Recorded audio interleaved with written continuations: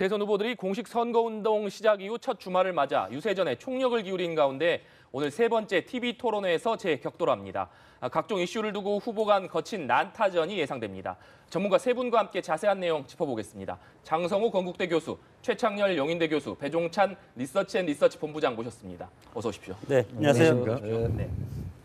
네, 장 교수님 먼저 네. 이 대선이 16일 앞으로 다가온 가운데 이 당초 문재인 후보 그리고 안철수 후보 간 양강 구도를 형성하고 있었는데 최근에 보면 안철수 후보 지지율이 약간 주춤하면서 격차가 조금 벌어지는 모습인 것 같습니다. 이 배경은 어떻게 봐야 될까요? 치열한 구도 싸움이 전개되고 있는 이 지금 중간 단계라고 저는 이제 판단이 되는데 특히 지금 대세론을 형성하고 있던 문재인 전 대표는 애초부터 35, 40%의 어떤 지지율 지금까지 거의 변함이 없지 않습니까? 이것은 적폐청산이라는 야당의 전통적인 주장을 그대로 관철을 해왔고 그 결과 박근혜 전 대통령이 탄핵으로 인해서 지금 구속까지 된 시점 아니겠습니까? 이런 상황에서 문재인 후보의 지금 지지 계층은 똘똘 뭉쳐 있는 상황이고 이것을 추격하는 안철수 후보 입장에서는 문재인의 대세론을 지금 꺾기 위해서는 여러 가지 기존의 10% 정도의 지지율이 지금 상당히 지금 뛰어올랐지 않습니까? 네. 이렇지만 그러나 이렇게 뛰어오르면서 여러 가지 세 가지 전 딜레마에 빠졌다고 봅니다. 첫째는 새정치라는 어떤 화두가 있지만 구체적으로 문재인 후보의 어떤 그런 적폐청산을 뒤덮을 만한 어떤 이슈를 생산해내지 못했다. 이런 것들이 지금 이제 한계점까지 와 있는 것 같고 두 번째는 선명성 문제 아니겠습니까? 민주당의 경선 과정에서 안희정 지사가 연정론을 놓고 문재인 전 대표한테 도전을 했지만 집도끼한테 잡아먹힌 그런 꼴이 됐기 때문에 지금 안철수 후보도 마찬가지로 중도 외연을 확장하다 보니까 선명성을 놓고 호남 그리고 진보적인 성향의 유권자들 사이에서 상당히 큰 여러 가지 지금 딜레마에 빠져 있는 이런 형국, 이런 상황 때문에 지금 소위 말해서 샤이 보수라든가 중도 계층이 안철수 후보로 가서 과연 이길 수 있을까? 이런 어떤 두려움이라든가 어떤 불안감 이런 것들이 쌓여 있기 때문에 지금 정체되고 있다고 봅니다. 네, 최 교수님께서는 어떻게 보고 계십니까? 그래서 안철수 후보는 기본적으로 보수층의 유입, 보수층의 흡수로 지지율이 올랐거든요. 근데 이제 어쨌든 중도 진보도 지지층이 있고, 그러니까 안철수 후보의 기본 장점은 어쨌든 확장성이에요. 중도와 진보 그리고 보수도 아울 수 있다는 건데 최근에 여러 추세로 볼 때 보수층에 좀 이탈이 있는 것 같아요. 여론조사상으로 볼 때. 최근에 뭐 여론조사가 뭐 다 똑같지는 않다 하더라도요. TK 경북 대구 지역에서 홍준표 후보의 선전이 눈에 띄고 그리고 문재인 후보도 상당히 약진하고 있어요. TK 지역에서. 그리고 전체적으로 볼 때 바로 그런 점들이 이제 안철수 후보의 지지가 빠지는 걸로 나타나겠죠. 그러니까 홍준표 후보와 이 안철수 후보는 특히 보수층에 있어서는 지금도 뭐 화면에 나오고 있습니다만 일단 제로섬 게임적인 양상이 좀 있어요. 그러니까 보수층의 표가 만약에 빠지면 안 후보에겐 대단히 불리해지겠죠. 그러니까 최근에 여러 이제 여론조사 결과를 볼 때는 그런 정향이 나타나는 것 같고 네. 또 하나 문제 지난 토론회 때 21일 날 토론회했잖아요. 오늘도 물론 이제 토론회가 네. 있겠습니다만 그때 이제 보수층으로부터는 좀 공격받을 수도 있고 진보로부터도 공격받을 수 있는 이런 부분들이 좀 있었어요. 예를 들어서 햇볕 정책에 대해서 공과 과가 있다라는 것.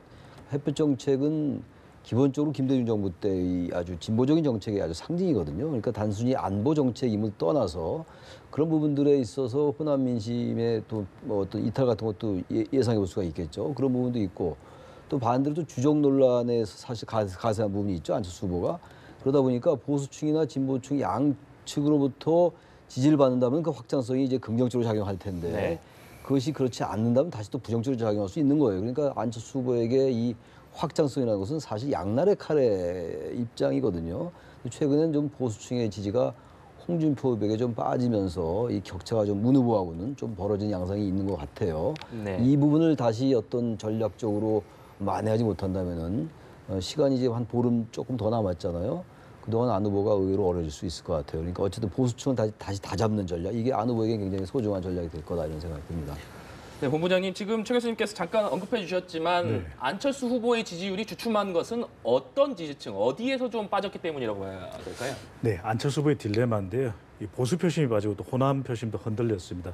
가장 큰 이유는 안철수 후보 스스로가 만들어낸 지지층이라기보다는 또 문재인 반문재인 정서의 반사이익을 얻었던 부분, 또 호남 표심이 이 안희정 지사가 더불어민주당 경선이 끝나고 난 이후에 안희정 지사 쪽으로 갔던 또 표심도 또 안철수 후보 쪽으로 옮겨와 있는, 그래서 이 조정기를 거치면서 이 양강 구도를 뚜렷하게 만들었던 안 후보의 지지율이 빠진 것은 보수 표심이 빠지고 또 호남 표심이 흔들린 때문이거든요. 일종의 시소 현상이 발생한다고들 이야기를 많이 합니다. 이 호남 표심을 다독거리려고 하니까 보수 표심이 빠져나가는 것 같고, 또 보수 표심을 끌어당기려고 하니까 이 호남 표심이 흔들리는 것 같다고 이야기를 하는데, 호남을 이야기할 때 호남 표심 전체가 반드시 진보적인 것은 아니거든요. 그러니까 명확한 이 메시지를 전달해 주는 것을 오히려 지금 안 후보의 지지층들은 원하고 있었는데, 그런 부분들을 양강 구도가 만들어졌을 때 뚜렷하게 제시하지 못했다라는 것이거든요. 호남 표심을 향해서는 친노, 친문 개파 뚜렷하게 선을 긋는 그런 메시지를 던져주기를 원했는데 그렇지 못했다라고 하는 것. 그리고 이 공식 선거운동에 들어가면 상당히 조직력이 발동될 수밖에 없는 상황에서 이 대북 안보 이슈의 주도권을 이 안 후보가 가져가지 못하고 오히려 홍 후보가 토론회 등을 통해서 가져갔다라고 하는 점이거든요. 또 많은 국민들이 일종의 불안감을 가지고 있는 것은 의석수가 많지 않기 때문에 적어도 대통령이 될 경우에 어떤 식으로 국정을 안정적으로 가져가는지, 이 보수 세력과의 관계의 재구성, 이런 부분에 대해서 보다 더 구체적이고 선명한 계획을 이야기해 줬어야 되는데, 이런 부분들이 주도할 수 있고 적극적인 이런 노력 부분들이 전달되지 않음으로써 이 안 후보의 지지층들이 흔들렸고, 그럼으로써 앞으로 남아있는 한 주 동안이 매우 중요해진 이 선거 판세로 보여집니다. 네, 본부장님 앞서서 언급해 주셨지만 저희가 이 갤럽 CG로도 확인할 수 있었는데, 이 대구 경북 지역에서 주목할 만한 부분이 홍준표 자유한국당 후보의 지지율이 26%를 기록하면서 1위로 올라선 모습을 확인할 수 있었습니다. 이 부분 아무래도 추세에 있어서 좀 변화가 있는 것 같은데요. 어떻게 봐야 할까요? 가장 큰 이유는 홍 후보가 이 공식 선거운동에 들어가면서 대북 안보 이슈를 주도했다라고 하는 부분이고, 토론회에서 그런 장면들이 여러 곳곳에서 발견되지 않았습니까? 그리고 또 중요한 것은 자유한국당의 의석수가 더불어민주당 다음입니다. 특히 영남권을 중심으로 하고 있는 의석 지형이기 때문에 조직력이 상당히 강력하게 작동될 수 있다라고 하는 부분이고요. 그리고 홍 후보의 경우에는 주로 영남권 보수층에서는 상대적으로 비호감도가 낮은 편입니다.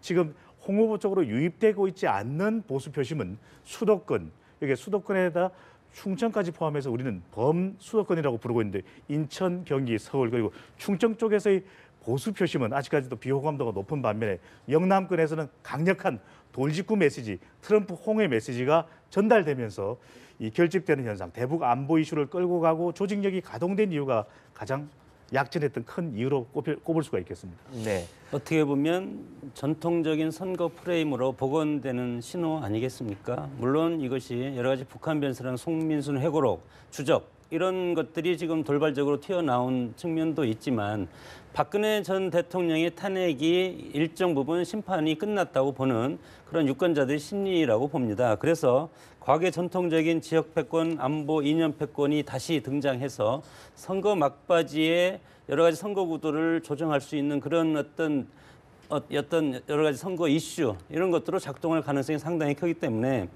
박근혜 전 대통령의 탄핵 이후에 샤이 보수층, 소위 말해서 이런 잠자는 보수층이 이제는 혼수 상태에서 깨어난 그런 시점이 아닌가 싶습니다. 그렇기 때문에 보수 지지 표심이 이제는 뭉치자. 뭐 여러 가지가 있겠지만 첫째는 이번 대선에 일단은 뭉치자. 그리고 두 번째는 제1야당이 되더라도 강력한 제1야당이 되기 위해서는 보수 정당한테 힘을 실어주자. 이런 것이 있을 것 같고, 그리고 앞으로 있을 지방선거라든가 3년 뒤에 있을 총선, 여기까지 지금 보수 유권자들은 내다보는 것 아니겠습니까?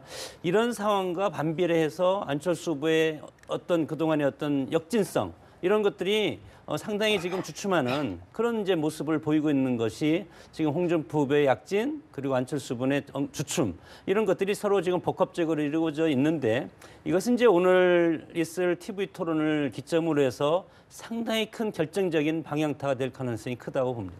네. 홍 후보의 지지율 상승을 보수층의 본격적인 이 결집으로 보셨는데, 최 교수님께서는 어떻게 보고 계십니까? 이미 4월 12일 날 그 재보궐선거에서도 나타났어요. 그 이른바 우리가 뭐 샤이 보수라는 말 많이 하잖아요. 숨은 표심이 분명히 있습니다. 이 보수표는. 그것이 경북 대구 지역에서 홍준표 후보의 지지로 나타나는 것이고, 앞서 뭐 다들 한 얘기들입니다만, 이미 이제 4월 10일 날 재보궐선거에서 자유한국당이 압승을 했잖아요. 이런 점에서 보수표가 재결집한다라고 볼 수가 있는데 특히 이제 홍준표 후보나 특히 유승민 후보도 지금 안보 논란에 불을 지폈잖아요. 지난 21일 날 그 주적 논란은 유승민 후보가 제기를 했거든요. 오늘 다시 뭐 주적에 대한 그 논의가 있을지 모르겠어요. 토론에서. 아무튼 그런 안보 이슈가 제기되면 제기될수록 보수가 결집할 가능성은 큽니다. 지금 이제 이번 선거가 기본적으로 양강 구도이기 때문에 보수 대 진보의 구도가 아니라 중도 대 진보의 구도라고 얘기했습니다만 사실상 안철수 후보가 보수표의 지지를 바탕으로 해가지고 지지를 유지하고 있는 게 사실이기 때문에 기본적으로 점점 이 선거가 다가올수록 선거일이 임박할수록 안보 이슈가 자꾸 이제 불거지고 또 보수 진영 후보들은 아마 안보 이슈를 자꾸 선거에 활용하려는 그런 유혹에서 자유롭기가 어려울 겁니다 아마. 그러다 보면 이 선거 구도 자체가 야야 대결이라고 얘기했었잖아요. 야야 대결이라는 얘기는 사실 보수 대 진보의 전통적인 이분법적 구도가 아니라는 얘기였거든요. 그러나 점점 선거가 진행되면서 안보 이슈를 기본으로 해가지고 안보 이슈를 배경으로 해서 선거 구도 자체가 보수 대 진보로 갈 가능성은 커요. 그러다 보니 참 그렇게 되다 보니까 유승민 후보의 지지율이 잘 안 나타나는 거거든요. 그러니까 보수는 지금 홍준표 후보가 대표를 하고 있는 것이고 진보는 문재인 후보가 대표를 하다 보니까 상대적으로 유승민 후보의 지지율이 오르지 않고 안철수 후보도 정체성의 혼란을 겪고 있는 이러한 상황 때문에 지금 지지율이 좀 10% 정도 이렇게 차이가 나는 게 아닌가. 안철수 후보와 문재인 후보가 그렇게 보입니다. 지금 이 보수 대 진보 구도로 형성이 되면서 바른정당 유승민 후보의 지지율이 좀 낮게 나오고 있다고 네. 분석해 주셨는데 본부장님, 네. 유승민 후보 토론회 이후에 지지율에도 약간의 변동이 있는 것 같은데 어떻습니까? 우리가 지지 의향을 바꾼다라는 것을 좀 새롭게 재해석을 할 필요가 있는데요. 우리가 지지 여부를 바꿀 수 있다. TV 토론회와 관련된 질문을 해보면 여론조사에서 상당히 높게 나타나기도 합니다. 그런데 바꾼다라고 했지 누구로 바꾼다라고는 이야기를 안 했다라는 것이거든요. 그렇다면 지금 지지하는 후보가 마땅히 아주 만족스러운 것은 아니지만 그렇다고 해서 다른 사람을 또 지지할 만한 후보가 없다는 메시지이기도 합니다. 그렇기 때문에 우리가 TV 토론회에 따라서 지지 후보를 바꿀 수 있다는 부분, 즉 TV 토론을 매우 잘하는 왜 유승민 후보에게는 지지율 상승의 기회가 찾아오지 않을까라고 하는 것인데 그 이유는 우선순위에서 밀리고 있는 것입니다.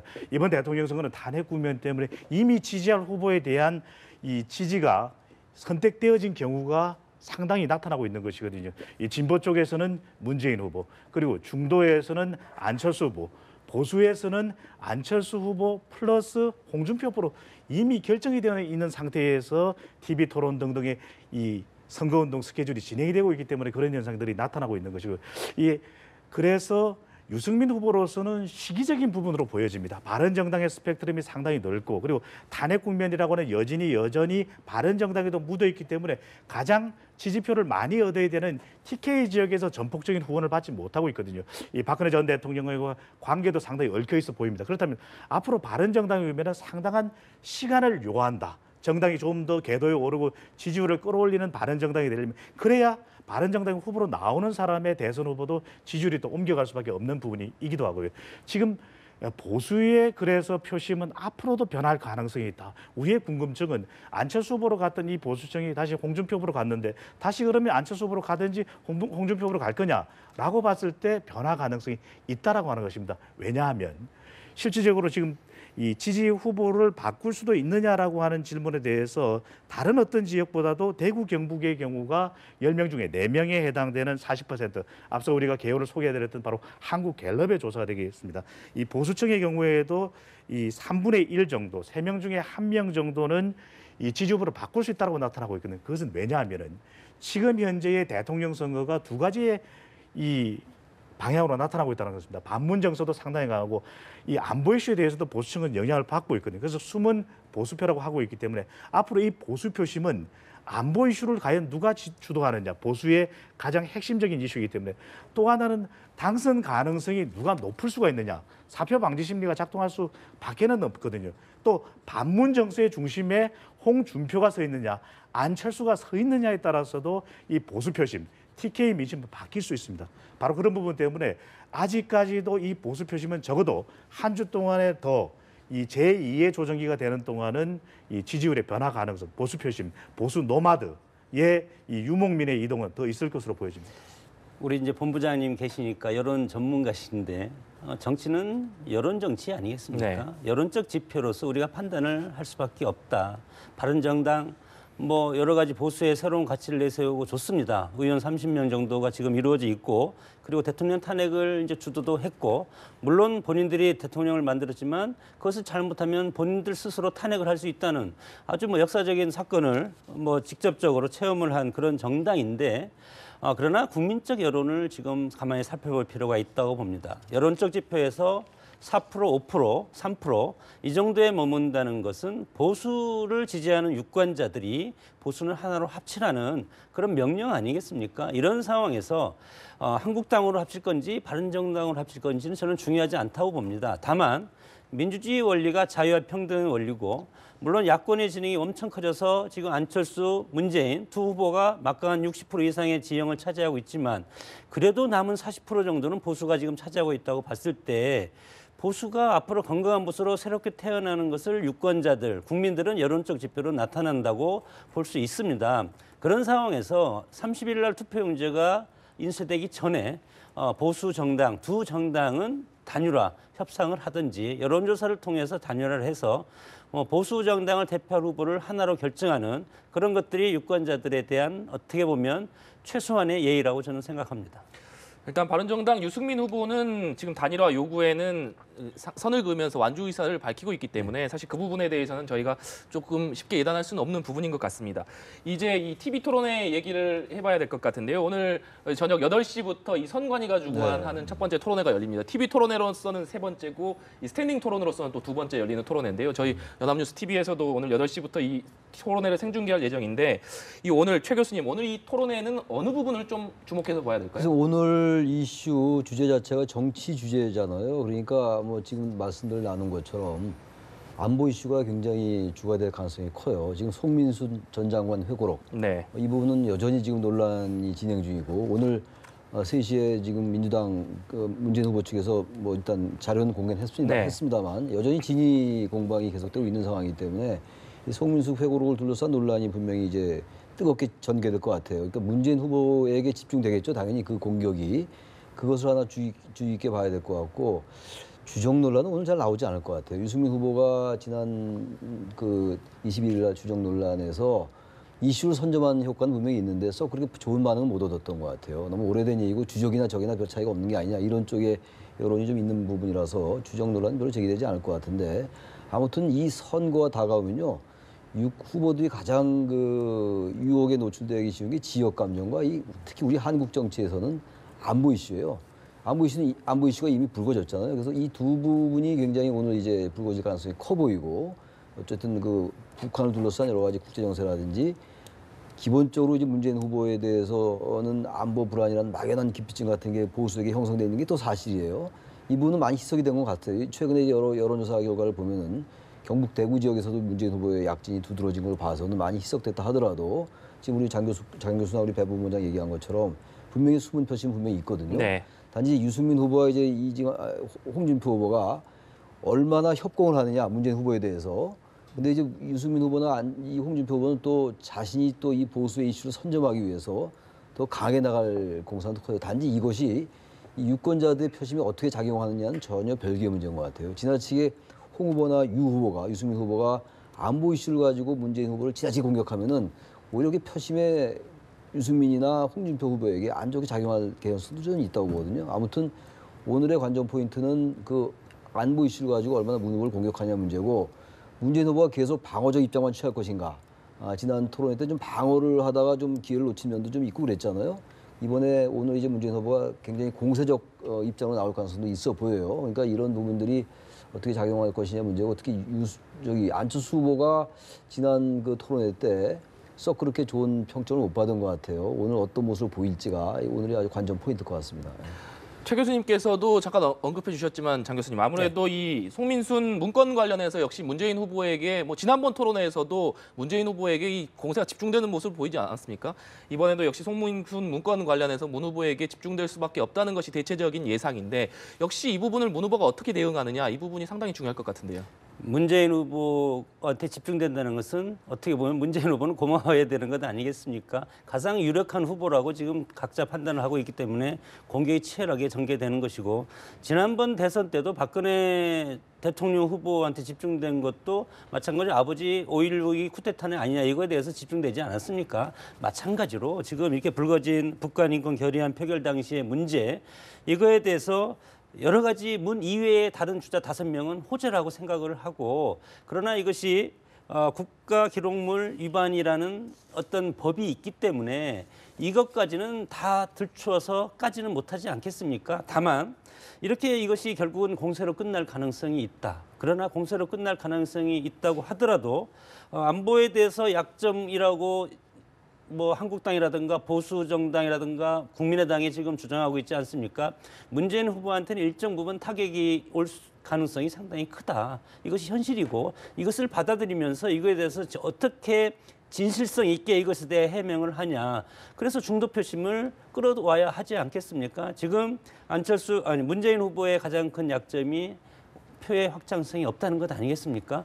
그래서 보수당과 보수당 정당 계열이 지금 노리는 이 북한 변수, 안보 변수 문제는 문재인 후보의 확장성을 억제하는 데만 일정 부분 기여를 한다고 하더라도 막판에 어떤 대선에서 결정적인 어떤 승부에 있어서는 박빙의 승부로 갈 경우에 문재인 후보를 그래도 문재인 이외의 후보가 연대를 하던 표를 서로 갈라먹던 해서 가능성이 있다고 보기 때문에 이거에 대해서 오늘 특히 이 송민석 해고록과 관련해서 치열한 난타전이 될 가능성이 크다고 봅니다. 네, 아무래도 이번 선거운동 기간이 상당히 짧기 때문에 대체적으로 이 TV 토론회가 큰 변수가 될 수 있다, 이런 전망들이 많지 않습니까? 실제적으로 이 여러 주자들이 또 중도 표심을 끌어오기 위해서라도 이 토론회를 잘 활용하는 것이 중요할 것 같은데, 실제적으로 이 토론회 이후에 1차, 2차 토론회 이후에 표심의 어떤 변화라든지 이런 부분들이 좀 포착이 됐나요? 영향을 받았다고 봐야 될 텐데, 그만큼 안정적인 모습을 토론회를 통해서 보여주느냐 그렇지 못하냐에 따라서 조정기를 거치지 않았습니까? 안 후보의 지지율이 특히 대북 안보 이슈를 주도하는 모습을 토론회에서 보여주지 못함으로써 지지율이 빠지는 그런 모습들을 보여줬는데, 그만큼 짧은 기간 동안에 치러져야 되는 대선이기 때문에 이 TV 토론회에 더 집중할 수밖에 없고, 특히 1위 후보와 2위 후보가 초박빙 접전을 펼치는 경우 이 10에서 15% 많게는요, 이 스윙 보트는 어디로 갈지 모릅니다. 이들 중에는 실질적으로 투표장에 가지 않는 포기하는 표심도 있겠지만, 정작 이 토론회를 보고서 투표를 결정하고 또 후보에게 표를 주게 되는 그런 현상도 뚜렷하게 나타날 수 있거든요. 적어도 이 10% 내외의 부동층들이 어느 후보를 통해서 많이 가느냐도 상당히 이 토론회를 통한 투표, 이 선거 전체 표심의 판세에 영향을 줄 수 있는 부분인데, 앞으로 있는 이 토론회의 이 적어도 2~3차례 정도는 이 진실 게임 공방이 그래서 커질 가능성이 높다라는 것입니다. 무엇보다 더 정책 대결을 하면 좋겠지만 뚜렷한 차별화를 이루지 못하는 데다가 이 문건과 관련된 이슈는 안보 이슈로 출발했던 것이 또 도덕성 이슈로 가기 때문에 그만큼 확장성이 크다라는 것을 알 수 있고요. 또 안보 이슈에서 도덕성 이슈로 갈 경우에는 기존의 안보 이슈는 주로 진보와 보수의 싸움이라면 도덕성 이슈는 중도층을 흔들어 놓을 수 있는 이슈가 되기도 하거든요. 또 한편으로는 이러한 도덕성과 관련된 이슈가 다시 안보 이슈와도 연결되어 있기 때문에 이것은 보수 표심이 결집하고 가장 앞서 있는 문 후보 쪽에서 가장 위협적으로 판단하는 것은 바로 반문 정서가 결집하는 부분이거든요. 그래서 그 결집된 것이 어느 한 후보 쪽이 혜택을 보는, 또 반사 이익을 얻는다고 단정할 수는 없습니다. 그렇다면 그 이익을 같은 도덕성 논란에, 자서전 논란에 묶여 있는 홍 후보 쪽이 그럼에도 불구하고 이 안보 이슈, 도덕 이슈의 연장선상에 있는 이 토론회에서 본인 쪽으로 보수 표심을 끌어오느냐, 아니면 대북 안보 이슈를 좀 더 주도하는 강화된 모습을 보이면서 안 후보가 가져가느냐, 또는 아니면 바로 이런 시기에 가장 큰 위기 인식을 통해서 재결집을 할 수 있는 것이 문 후보의 지지층입니다. 문 후보의 지지층이 이런 상황에서 더 결집하는 모습을 보일 경우에는 한 주 이후의 여론조사에서 또 오히려 다른 양상이 나타날 수도 있거든요. 그렇다면 전반적으로 모든 후보들의 지지율이 재조정되는 시기가 바로 2라운드, 공식 선거운동기간이 2라운드이기 때문에 이 표심이 저는 선거 전체의 판세를 결정 지을 것으로 보여집니다. 안철수 후보와 홍준표 후보는 어차피 보수표를 양분에 가져갈 수밖에 없을 것 같아요. 어느 한 후보에게 완전히 몰릴 가능성은 전 적다고 보고, 그렇다면 결국은 지금 이 송민수 회고록이라든지 이런 뭐 대북송금 얘기는 별로 안 나올 것 같은데 이런 부분들이 결국은 역시 문재인 후보의 표의 결집이 오히려 전 강화될 가능성이 크다고 봐요.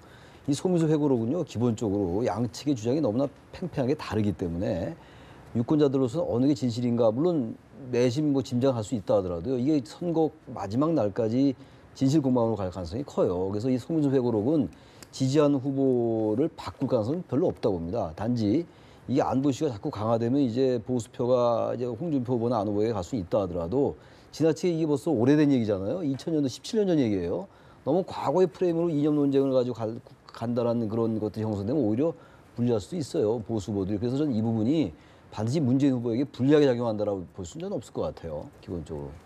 근데 이제 보수 표심의 움직임은 앞으로 더 주시를 해봐야 되지 않을까 이렇게 이제 조심스럽게 판단이 되는데 보수 표심이 일방적으로 양쪽으로 흘러가지는 않을 겁니다. 일단 여론적 지표, 특히 오늘 토론이 끝나고 여론적 지표가 월요일 날 발표가 되지 않겠습니까? 이 표심을 보고 과연 보수 표심이 안철수 후보를 계속 지지를 했을 때 문재인 후보와 박빙의 승부를 갈 수가 있을까?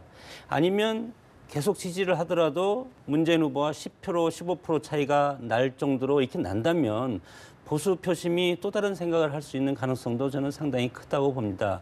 그렇기 때문에 국민의당의 안철수 후보 입장에서는 이제는 어떤 새로운 결단을 해서 기존의 보수 표심, 자신들한테 완 넉비공의 어떤 보수 표심을 끌어안을 건지 아니면 이것을 배척하든지 그래서 집토끼만을 살릴 건지 이거에 대해서 이제는 선택을 해야 될 시점이라고 봅니다. 네. 말씀해 주신 대로 역시 오늘 저녁에 예정돼 있는 TV 토론회가 이번 대선 판도에서 아무래도 큰 영향을 미칠 수밖에 없을 것 같습니다. 오늘 저녁 8시부터 진행되는 선관위 주간 TV 토론회 저희 연합뉴스 TV에서도 생중계할 예정이니까요. 함께 지켜보시면 좋을 것 같습니다. 오늘 말씀 여기까지 듣겠습니다. 감사합니다.